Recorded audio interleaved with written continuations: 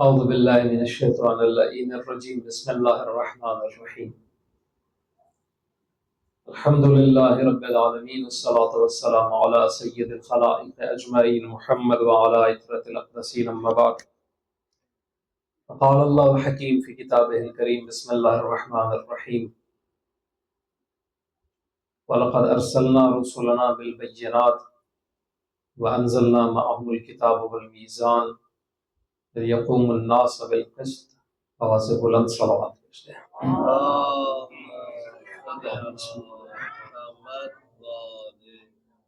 امام زمان اجل اللہ تعالیٰ فرج شریف کے ظہور بنور میں تاجر کے لیے سے بھی ایک بلند تر صلوات کرتے ہیں۔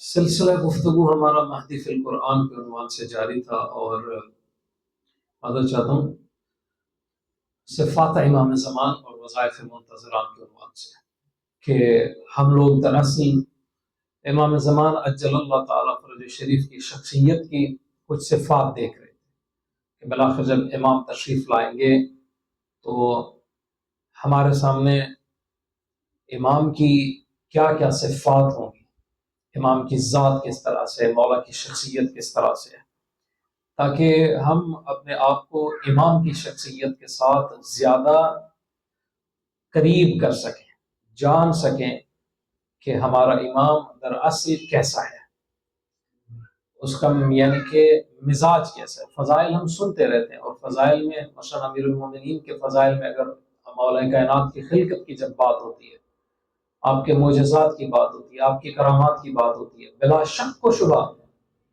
وہ چیز 100% درست ہے، بجا ہے، لیکن ضرورت اس امر کی ہے کہ معجزات علی و آل علی کے علاوہ ہم ذات اور شخصیت علی و آل علی کو بھی سمجھیں کہ بالآخر ہمارے آئمہ علیہ السلام نے آ کے لوگوں کے درمیان زندگی گزاری ہے، تو کس شخصیت اور کس کردار کے ساتھ آپ نے زندگی گزاری؟ تو اس ضمن میں ہماری بات یہ ہوئی تھی کہ امام زمان کی صفات میں سے ایک صفت امر بالمعروف کرنا ہے، ایک صفت امام کا آ کے مظلومین کا انتقام لینا ہے، ایک صفت امام زمان اجل اللہ تعالیٰ فرج شریف کی یہ ہے کہ مولا جب آئیں گے تو آپ دین خدا کو زندہ کریں گے۔ آج دو صفات کی طرف بس اشارہ کروں گا اور اس کے بعد یہ کہ اس ضمن میں شیعوں کی کیا ذمہ داریاں بنتی ہیں اس پر مختصر سی بات کروں گا انشاءاللہ۔ مرتبہ باز بلند صلوات۔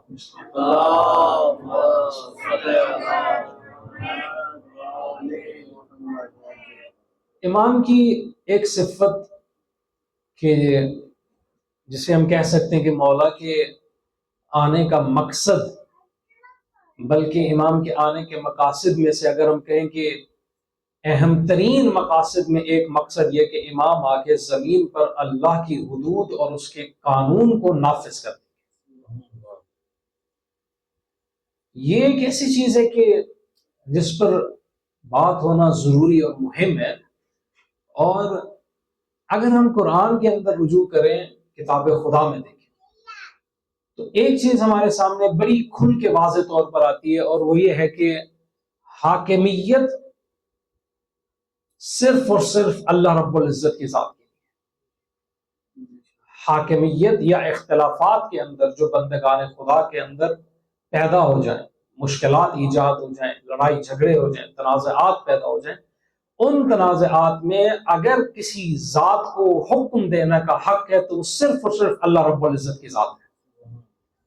دیکھیے قرآن کیا فرما رہا ہے، ایک جگہ اللہ نے فرمایا کہ وَمَا اخْتَلَفْتُمْ فِيهِ مِنْ شَيْءٍ فَحُكْمُهُ إِلَى اللَّهِ، تم لوگ جس چیز میں بھی اختلاف کرو، وَمَا اخْتَلَفْتُمْ فِيهِ مِنْ شَيْءٍ، کسی شے میں بھی اختلاف کرو، فَحُكْمُهُ إِلَى اللَّهِ، اس اختلاف میں حکم جو جاری کرے گی وہ صرف اور صرف اللہ کی ذات ہے، اللہ حکم جاری کرے گا۔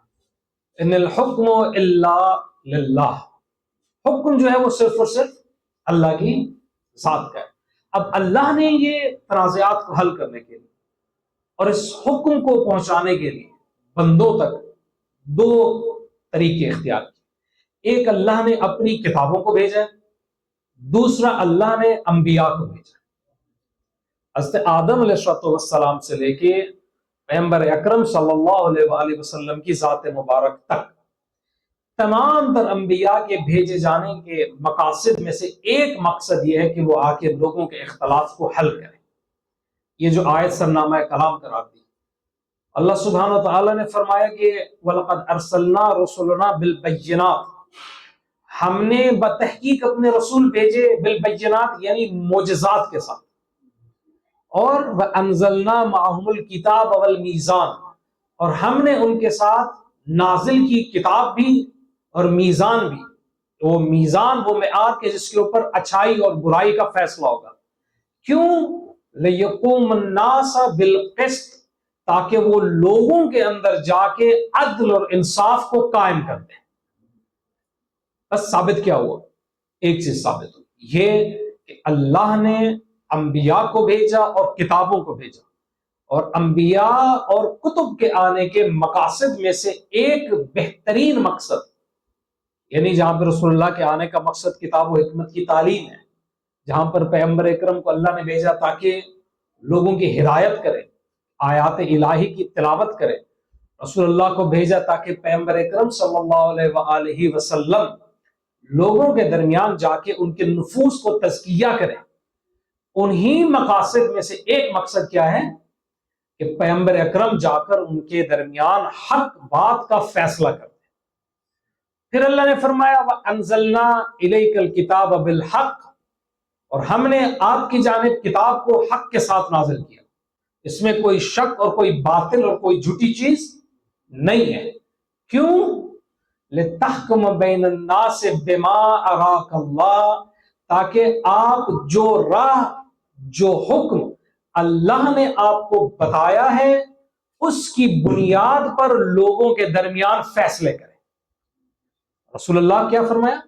لِتَحْكُمَ بَيْنَ النَّاسِ بِمَا أَرَاكَ اللَّهُ، جو آپ کو اللہ نے راہ ہدایت دکھائی ہے اس کتاب میں، آپ کیا کریں؟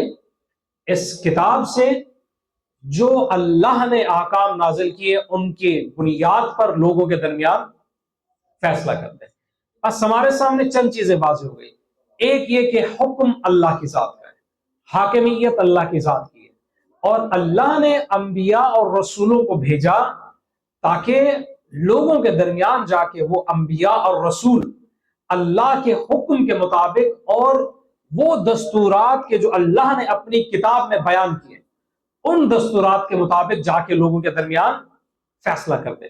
بس جتنی بھی کتابیں نازل ہوئی ہیں، توریت و انجیل و زبور یا صحف جو انبیاء پر نازل ہیں، حتیٰ قرآن مجید، ان کتابوں کے نزول کا مقصد یہ تھا کہ اللہ ان دستورات کو اور ان قوانین کو مقرر کر دے جن قوانین کی بنیاد پر اللہ کے انبیاء اور اس کی حجتیں بندوں کے درمیان فیصلہ کریں.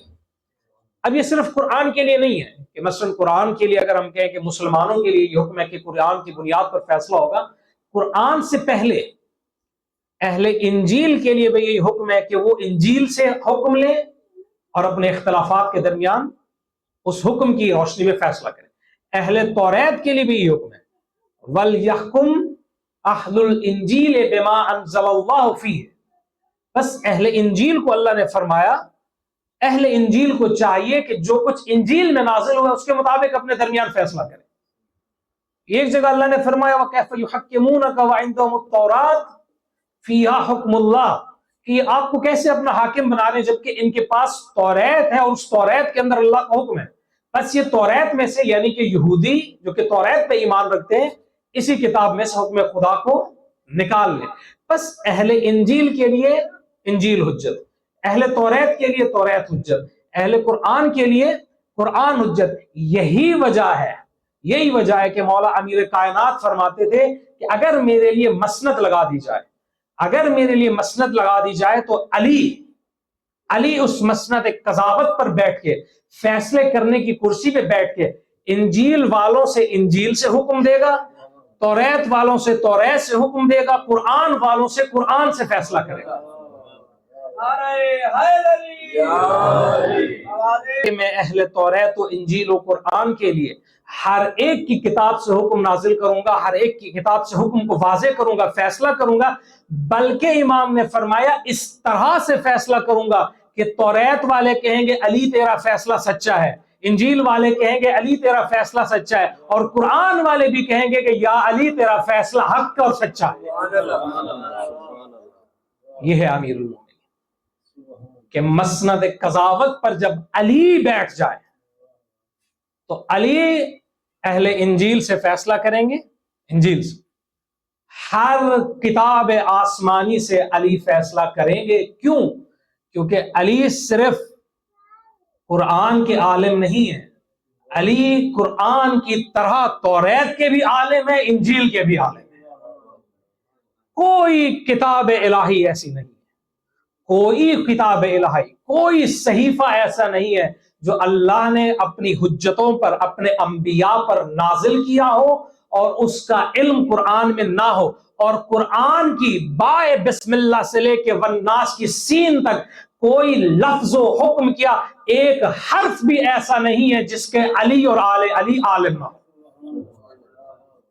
لہذا حکم ہوگا کتب سے، اللہ کے فیصلے سے، اور حکم وہ ذات جاری کرے گی جو اللہ کی جانب سے بندوں کے درمیان حجت ہوگی۔ اللہ نے رسول اللہ کیا فرمایا؟ میں نے یہ کتاب نازل کی، کیوں نازل کی؟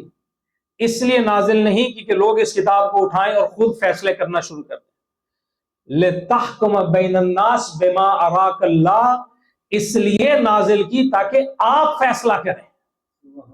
رسول اللہ کو قضاوت کی مسند پر بٹھایا، اور پیغمبر اکرم صلی اللہ علیہ وآلہ وسلم کی یہ ذمہ داری عائد کی کہ آپ جا کے لوگوں کے درمیان کیا کریں؟ حق بات کا فیصلہ کرتے ہیں۔ درود بھیجیں رسول اللہ کی ذات پر۔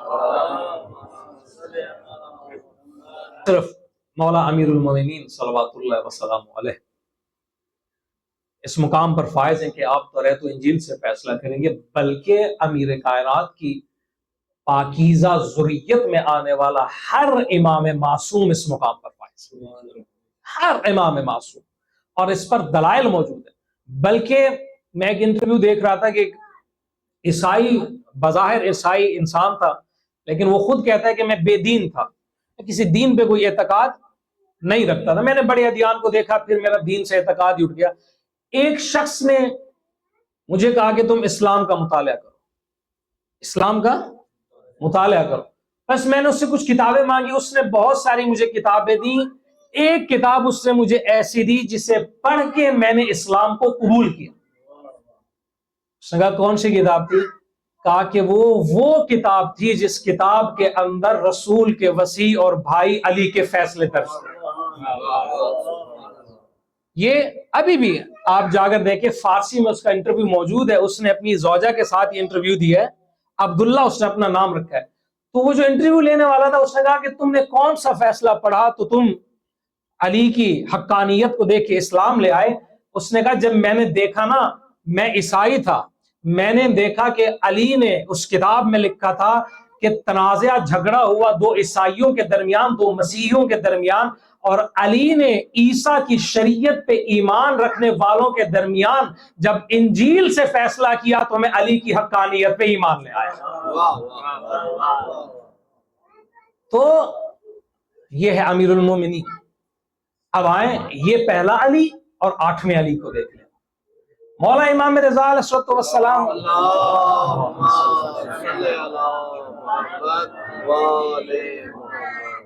مرو جب تشریف لے گئے مدینہ سے مرو، تو مامون نے ایک مرتبہ امام کو معاذ اللہ نیچا دکھانے کے لیے ایک مناظرہ رکھا، اور اس نے 4 بڑے بڑے مذاہب کے بڑے نامی گرامی عالم بلائے۔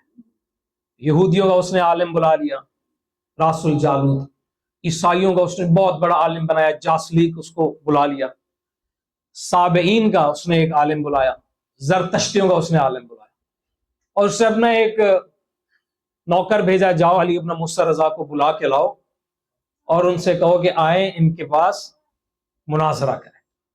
تو مولا کے پاس آیا، امام نے اس سے کہا کہ مجھے پتا ہے کہ مامون کیا چاہتا ہے، اسے کہو کہ میں کل آؤں گا مناظرے کے لیے۔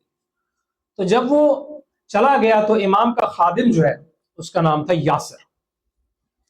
تو یاسر نے کہا کہ مولا نے اس سے کہا کہ یاسر تم اہل عراق میں سے، عراق والے لوگ بڑے سمجھدار ہیں، تم بتاؤ کہ مامون مجھے بلا کر کیا چاہتا ہے، اس کی نیت کیا ہے؟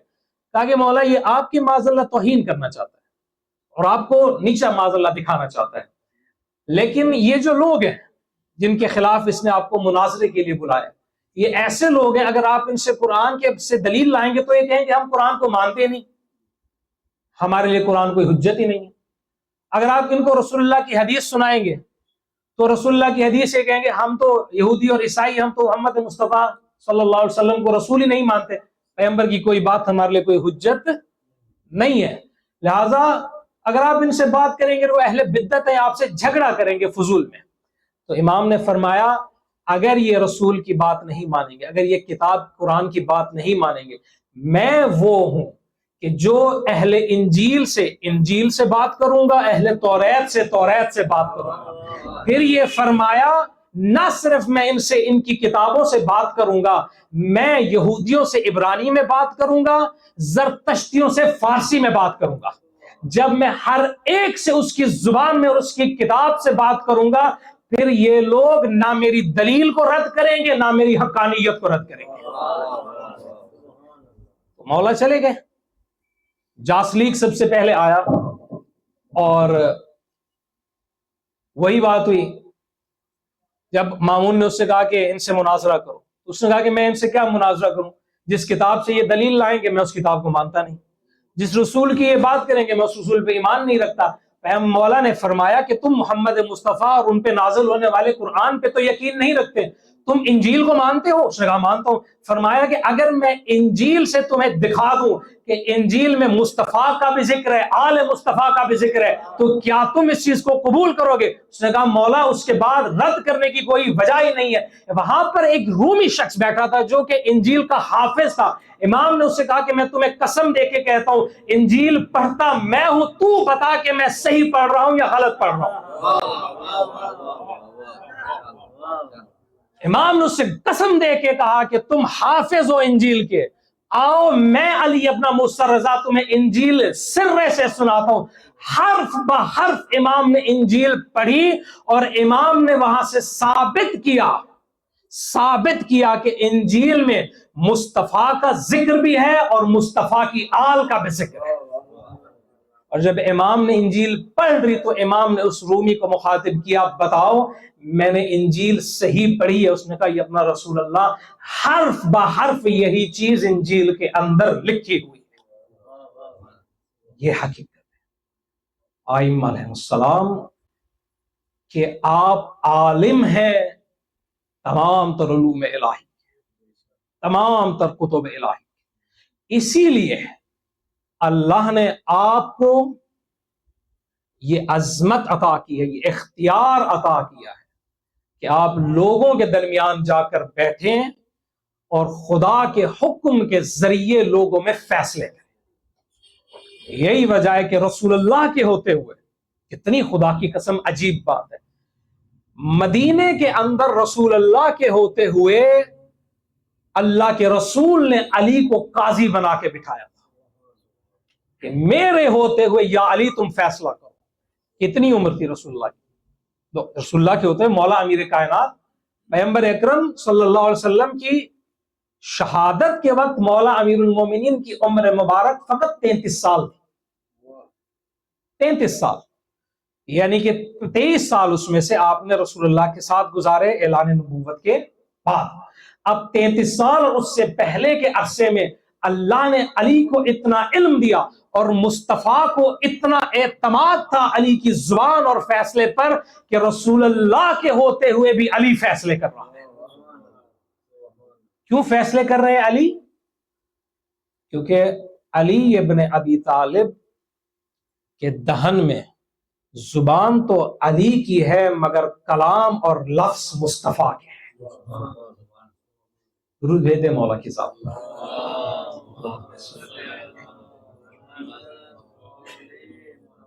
آج یہی علم توریت و زبور و انجیل کا، حدود الہی کا، خدا کے قانون کا تمام تر جو علم ہے، یہ علم جو علی ابن ابی طالب کے سینے میں رسول اللہ نے اتارا، سینہ بسینہ چلتا چلتا آج یہ علم میرے اور آپ کے بارے میں امام کے پاس، اور جب امام تشریف لائیں گے تو امام اسی علم کی بنیاد پر آ کے زمین پر، خدا کی زمین پر آ کے خدا کے قانون کو نافذ کر دیں گے۔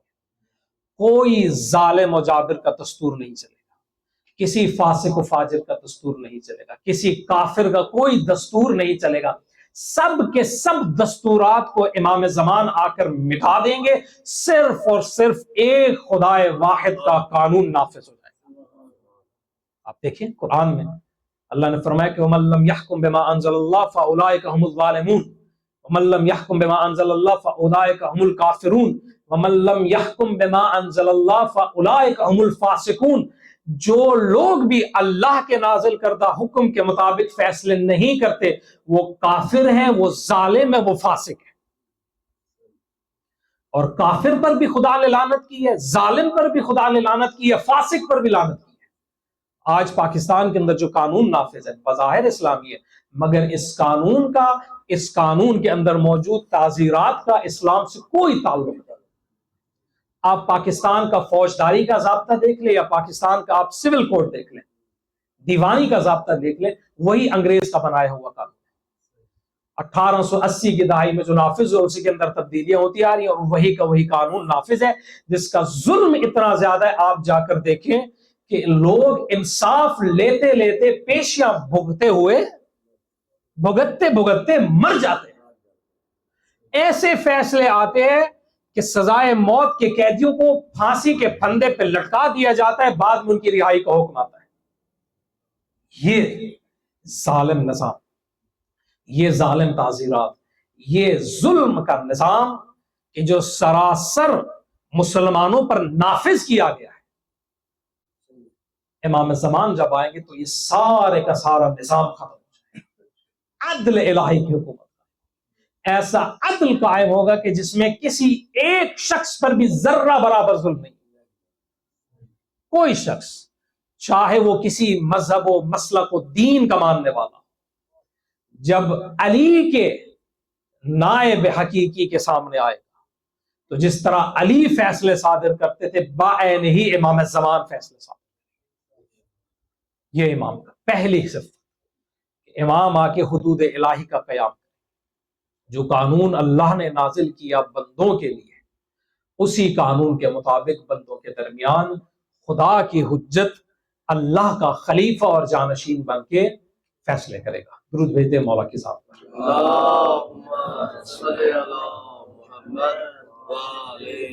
دوسری صفت امام کی جو کہ نہ صرف امام زمان کی صفت ہے بلکہ آپ کے تمام تر طاہر و طیب اور پاکیزہ اجداد کی صفت، اور وہ صفت ہے مظلومین کی استعانت اور مدد کرنا، مظلومین کی مدد کرنا اور ان کے ساتھ ہمیشہ ہو جانا۔ آپ امیر المومنین کی وصیت اٹھائیں، مولا کی وصیت، اس وصیت کے اندر آپ جا کر دیکھ لیں، امام حسن حسین علیہ السلام کو آپ نے وصیت کی، یہ بڑی مشہور ہے، بیان ہوتی ہے، فرمایا کون للظالمین خصما وللمظلوم اونا، کہ ہمیشہ میرے حسن حسین ظالم کے دشمن اور مظلوم کے مددگار بن کے رہے۔ پیغمبر کی بات سن، رسول اللہ نے کیا فرمایا؟ آپ نے فرمایا کہ جو شخص بھی کسی مظلوم کا حق کسی ظالم سے لے کے اسے واپس دے دے،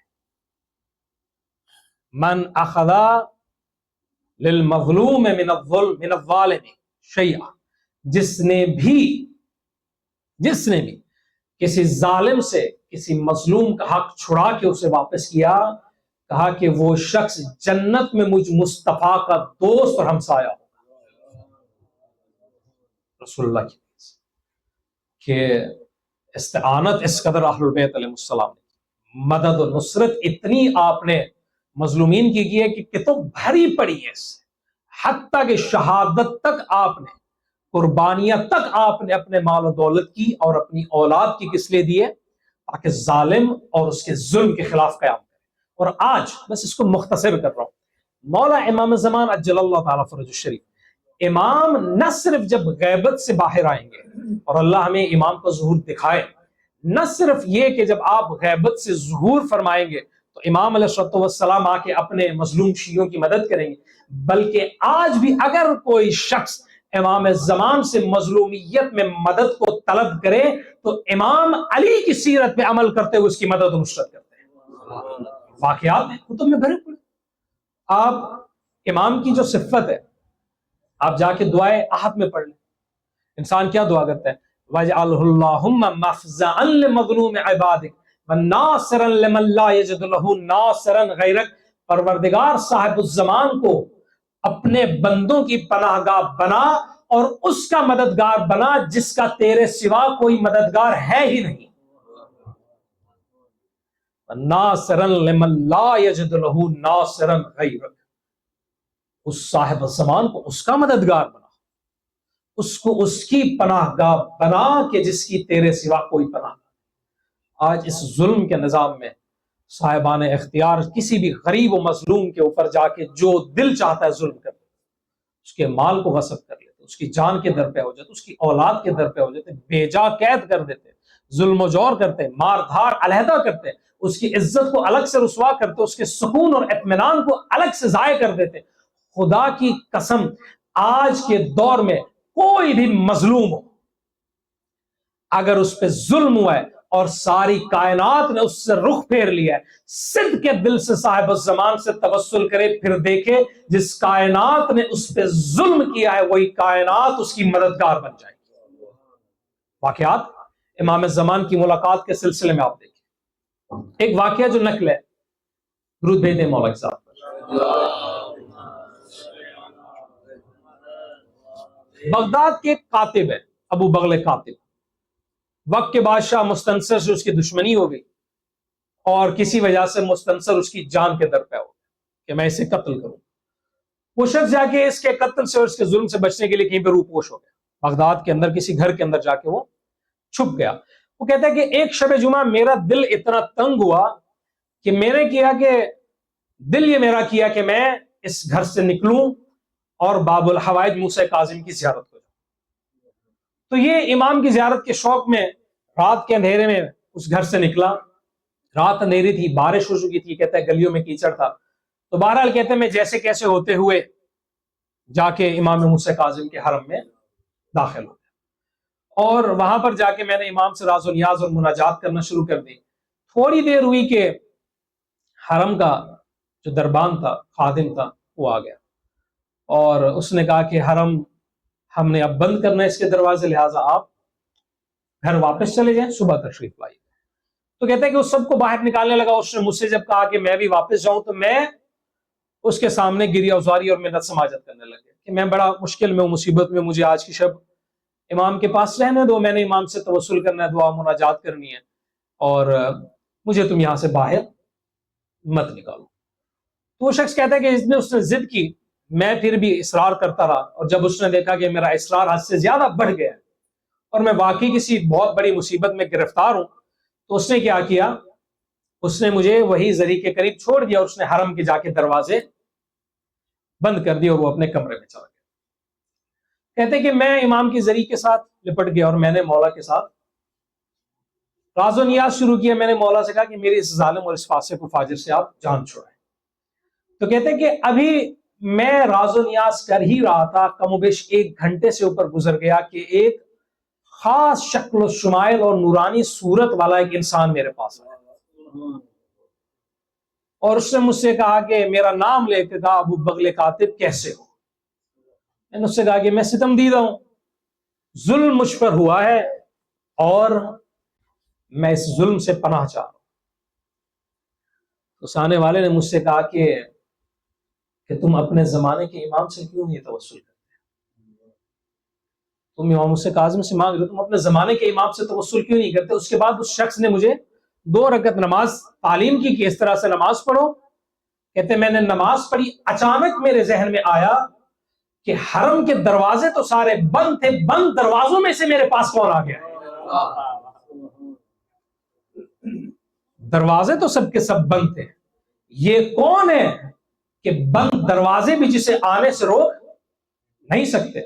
تو کہتے ہیں کہ میں اچانک سے دوڑا، میں نے دق الباب کیا، میں نے خادم کو جا کے اٹھایا اور اس سے جا کے سارا ماجرا بیان کیا تو اس نے مجھ سے پوچھا کہ اس آنے والے کی شکل و صورت کیسی تھی؟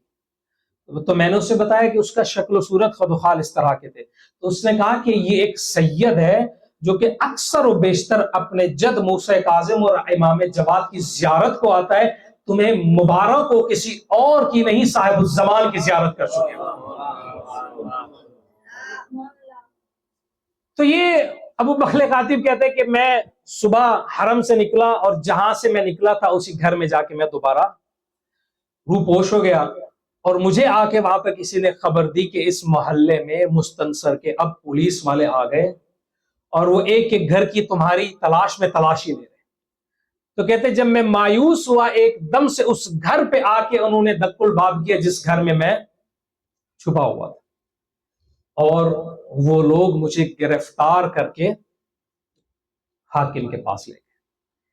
کہتی جیسے ہی میں حاکم کے پاس پہنچا، وہ کہ جو میری جان کا درپے تھا اس نے مجھے کہا کہ ابو بغل کاتب، میں نے تمہارا کیا بگاڑا تھا جو تم نے زمانے کے امام کو میری شکایت کر دی ہے؟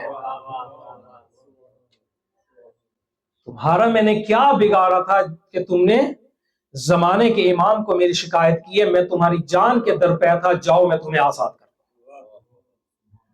اس طرح سے امام کا وجود آج بھی مولا امام زمان اپنے شیعوں کی ہر ظالم سے مددگاری میں پیش ضرورت اس چیز کی ہے، ضرورت اس امر کی ہے کہ ہم لوگ اپنے امام کے ساتھ متوسل رہیں اور مولا کی ذات سے غافل نہ.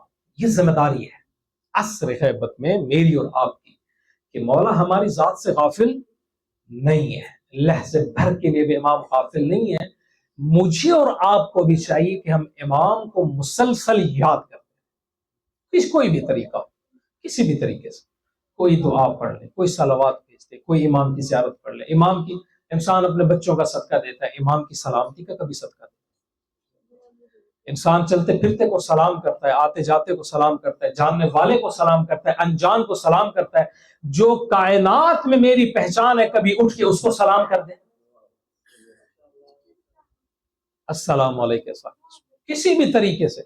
میں نے فارسی کے اشعار پڑھے، مجھے اتنا وہ دل کو چھو گئے.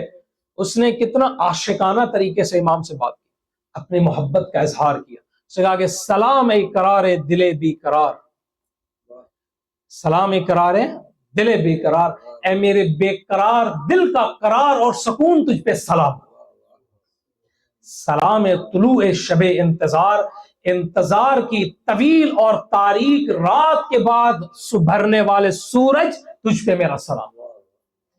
بیائے عزیز دل فاطمہ بے زخم دل شیع مرہم بزار، اے فاطمہ زہرا کے دل کے عزیز اور محبوب آ اور اپنے شیعوں کے زخمی دلوں پہ آ کے مرہم رکھ دے.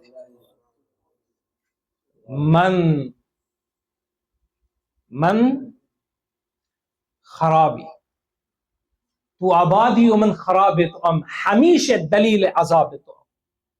کہ میرے مولا تو وہ ذات ہے کہ جو ہمیشہ آباد ہے، تجھے آ کے خراب مجھ جیسے شیعوں نے کیا.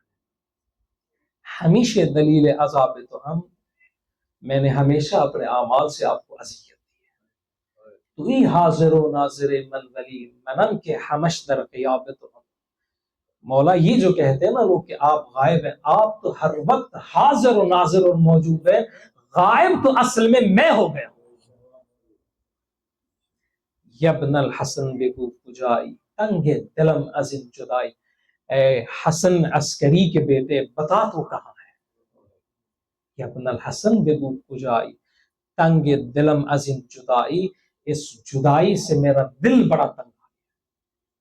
امام کے ساتھ راز و نیاز کی ضرورت ہے، مولا کے ساتھ وصل ہونے کی ضرورت ہے. امام کی یاد ہر منتظر امام زمان پر فریضہ ہے کہ وہ امام سے غافل نہ ہو. دیکھیں ہمارے ہاں ایک حدیث بیان کی جاتی ہے، حق ہے، اور اللہ کے رسول نے فرمایا ہے، شیعہ سنی نے نقل کی ہے کہ علی ابن ابی طالب کا ذکر عبادت ہے. عبادت ہے نا، امیر المومنین کا ذکر عبادت ہے، اور ہم عبادت سمجھ کے ہی کرتے ہیں. خدا کی قسم صرف علی کا ذکر عبادت نہیں ہے، علی کے ہر معصوم بیٹے کا ذکر عبادت ہے۔ وہ حسن و حسین کا ذکر ہو، سجاد و باقر و جعفر صادق کا ذکر، موسیٰ کاظم علی رضا کا ذکر ہو، یا تقی الجواد کا، یا امام ہادی کا ذکر ہو، یا امام عسکری کا ذکر ہو، بلکہ آج کے دور میں برترین اور بہترین عبادت صاحب الزمان کا ذکر ہے۔ امام کا ذکر کرنا چاہیے، مولا کی طرف دلوں کو راغب کرنا چاہیے۔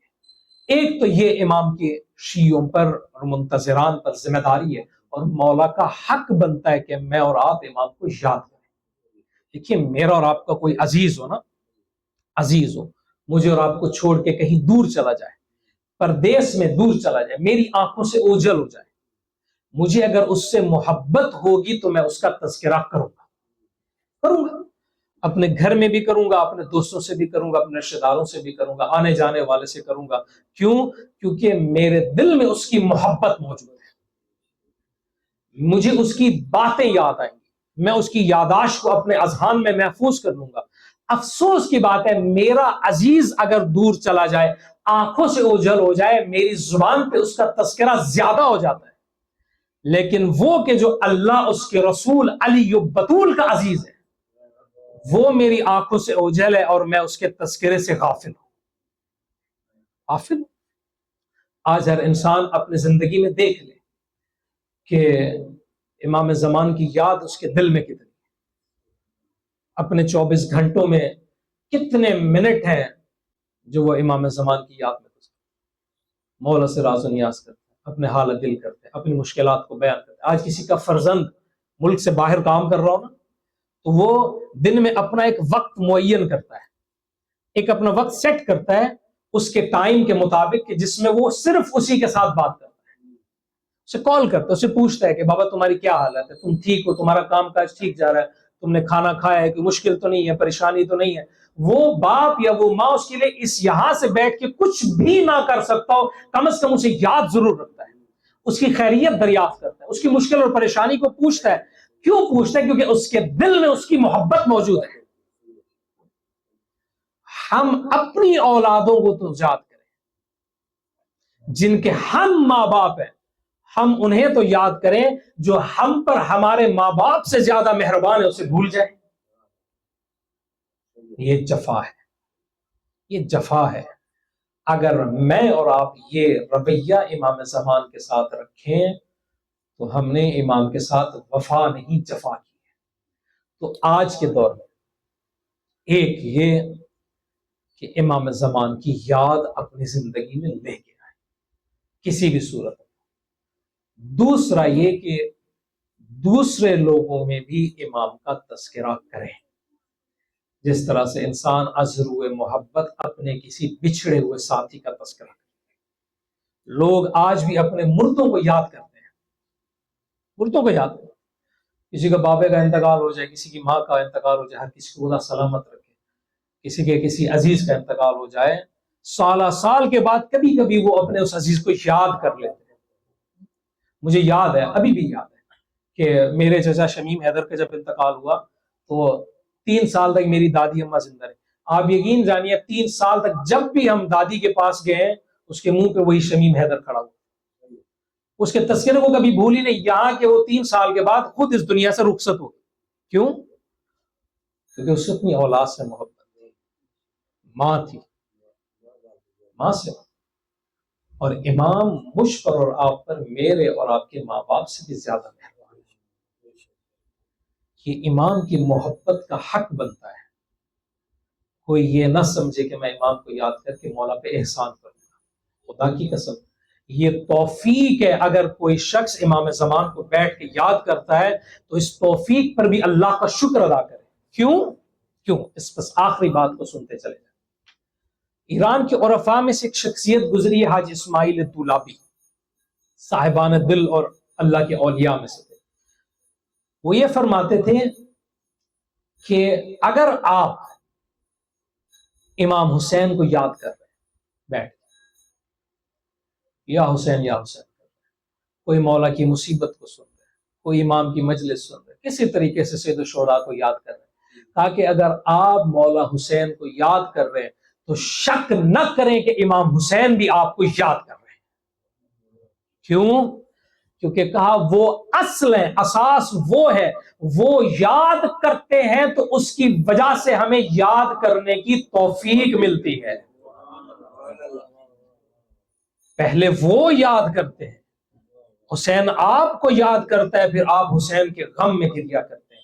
علی آپ کو یاد کرتے ہیں، پھر آپ بیٹھ کے علی علی کرتے ہیں۔ امام زمان آپ کو یاد کرتے ہیں تو آپ یہاں کر آ کے امام کا ذکر سنتے ہیں۔ مولا سے غافل نہیں ہونا چاہیے۔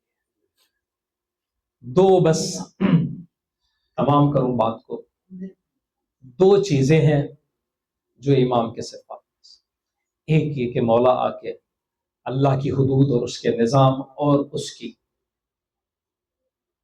احکام کو اور اس کے قوانین کو نافذ کرتے ہیں۔ دوسرا یہ کہ مولا ہر مظلوم کی مدد اور استعانت کریں گے اور کرتے بھی ہیں۔ آج بھی کوئی اگر ستم دیدہ ہو، کسی ظالم کے ظلم میں گرفتار ہو، امام زمان سے توسل کرے۔ خدا کی قسم امام کا وجود ہی وہ وجود ہے جو صفحہ ہستی سے ظالم اور ظلم کو سرے سے مٹا کے رکھ دیتا۔ اور ذمہ داریوں میں میری اور آپ کی جو حق بنتا ہے مجھ پر اور آپ کا، وہ ہم امام پر منت نہیں لگائیں گے۔ جو حق بنتا ہے مجھ پر اور آپ پر مولا کا، وہ یہ ہے کہ ایک کہ ہم شب و روز میں امام کو یاد کریں، دوسرا یہ کہ ہم امام کے تذکرے کو لوگوں کے درمیان عام کریں۔ دعا ہے کہ خداوند متعال بحق کے صدیقہ طاہرہ سلام اللہ علیہا مجھے اور آپ کو امام کی معرفت اور امام کے سلسلے میں اپنی ذمہ داریوں پر عمل کرنے کی توفیق عطا فرمائے۔ بواسطہ بلند صلوات پیش کریں۔